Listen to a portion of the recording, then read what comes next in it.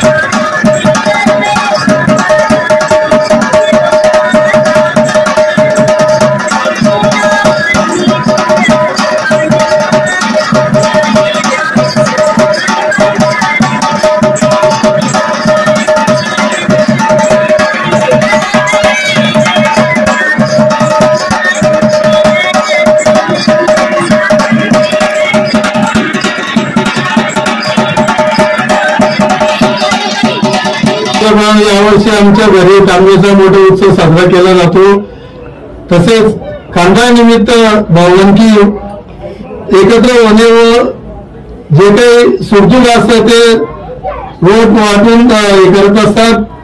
कानबाई मातेचा उत्सव हा रक्षाबंधन पौर्णिमेच्या अगोदर व श्रावण महिन्यात पहिल्याच आठवड्यात कानबाई मातेचा उत्सव होतो। कानबाई मातेचं सत्व महत्व फार असल्याने कानबाई माता सर्वांचं सुखाचे व समृद्ध जावं व शेतकऱ्यांचं हिताचे कानबाई मातेचा उत्सव हा खानदेशात संपूर्ण महाराष्ट्रात मोठा उत्सव मानला जातो। खानदेशातील हा उत्सव धूमधडाक्यात व रात्रभर कानबाई मातेचे जागरण राहून सकाळी मोठा उत्साह भाजप डीजे तालावर मोठा उत्साह विसर्जन